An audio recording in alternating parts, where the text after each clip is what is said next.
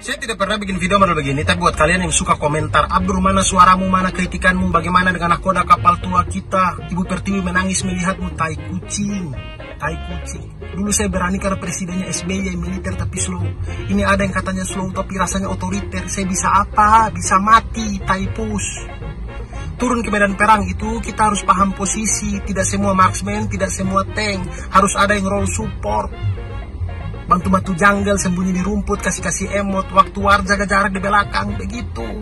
Pakar-pakar kan sudah kasih pandangan, bantahan, ikuti, pelajari. Apalagi yang kalian harapkan dari saya gitu. Saya bisa bicara apa? Omongan saya tidak akan lebih baik dan lebih jelas daripada mereka.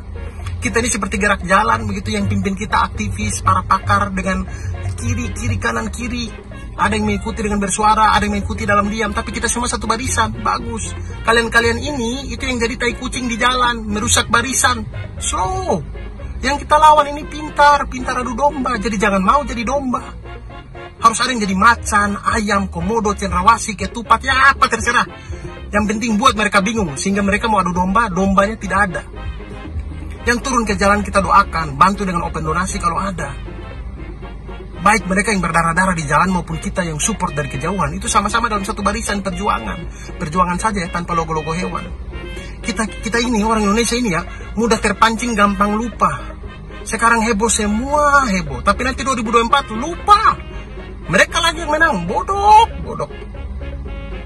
sekali. Follow orang-orang yang konsisten untuk berbicara tentang pelanggaran-pelanggaran negara biar kita tidak lupa, biar tidak mudah terpancing waktu mereka pecah isu vokalis nyapres atau kata anjay atau apalah begitu. Jangan mau dibodohi. Panjang umur perjuangan.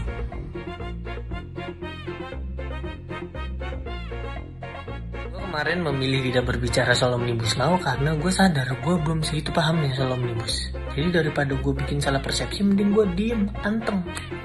Nah udah diem, udah anteng, masih dituduh provokator. Allahu Akbar. Biasa dituduh imposter, tiba-tiba dibilang provokator, kan kaget hamba. Ya Allah. Tapi walaupun begitu teman-teman, jangan takut untuk bersuara di sosial media, karena menurut gue sosial media merupakan wadah perjuangan yang baru untuk kita. Jangan takut, tapi tetap harus hati-hati karena di situ ada UU ITE.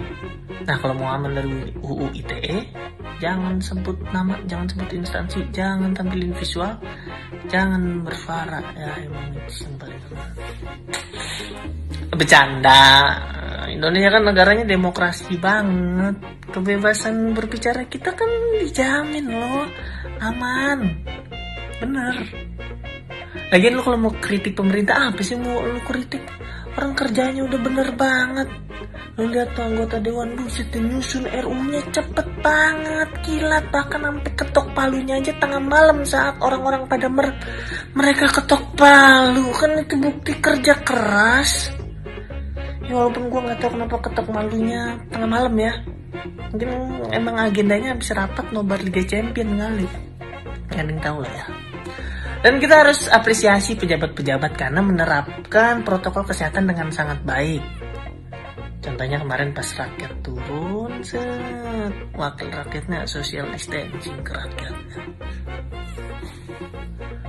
Ya kan kesehatan.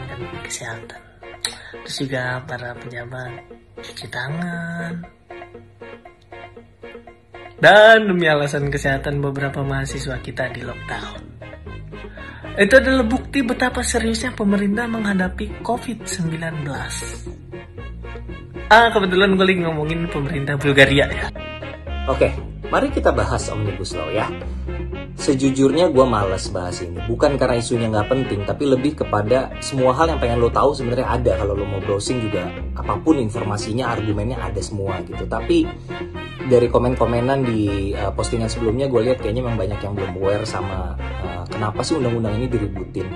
Gue akan bahas sangat personal buat gue yang bikin gue resah, yang bikin gue merasa perlu membahas adalah rasa ketidakadilan kalau buat gue pribadi. Karena kita nggak mungkin ngebahas semuanya, undang-undang ini kompleks banget. Gue akan highlight beberapa poin yang sangat sederhana sekali, yang membuat teman-teman harus aware kenapa sih orang tuh pada ribut. ya, ada beberapa poin. Misalnya tentang karyawan kontrak. Karyawan kontrak sebelumnya di Undang-Undang Ketenagakerjaan itu ada peraturannya teman-teman, ada periodenya. Karyawan kontrak itu maksimal 2+1, jadi 2 tahun ditambah 1 tahun. Kalau udah 3 tahun itu udah nggak bisa lagi karyawan kontrak, dia harus diangkat jadi karyawan tetap. Jadi masa depannya lebih terjamin. Sekarang tidak ada lagi pengaturan tentang periode maksimal karyawan kontrak. Jadi yang terjadi apa? Lo bisa seumur hidup jadi karyawan kontrak. Bedanya apa sih buat yang belum kerja nih ya? Bedanya apa sih karyawan kontrak sama karyawan tetap? Fasilitas bedanya teman-teman. Jenjang karir itu yang beda dari karyawan kontrak dan karyawan tetap. Tentunya akan beda sekali. Nah, itu poin yang menurut gua sebuah ketidakadilan terhadap karyawan atau buruh atau tenaga kerja.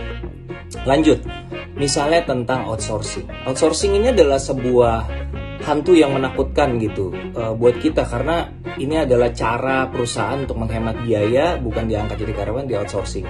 Nah, dulu, lagi-lagi nih ya, dulu outsourcing itu ada peraturannya.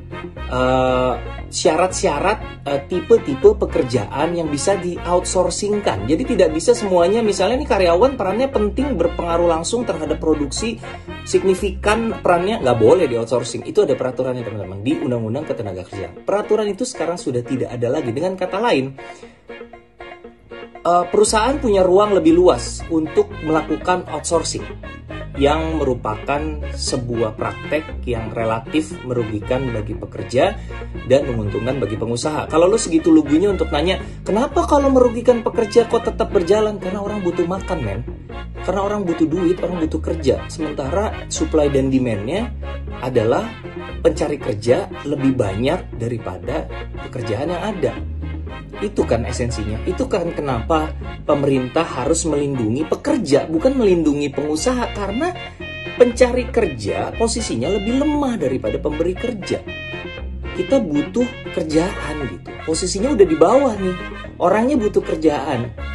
Jadi karena lebih lemah maka harus dilindungi. Menurut gue sih gitu. Poin terakhir, satu lagi nih contoh ya. Banyak banget teman-teman, tapi gue kasih yang simpel-simpel deh. Semoga teman-teman masih mau nyimak ya, karena agak serius nih kontennya. Yang ketiga adalah soal pesangon.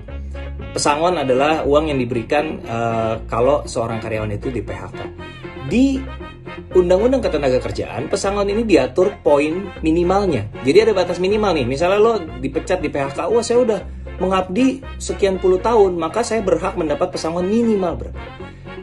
Di undang-undang yang baru, minimal itu dihapuskan. Tidak ada lagi minimal, yang ada adalah maksimal.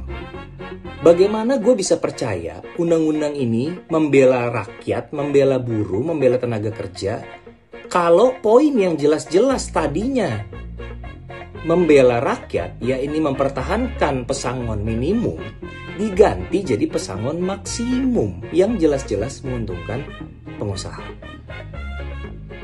Itu hanya sedikit contoh teman-teman. Jadi banyak banget kalau lo mau cari. Keep yourself informed. Oke?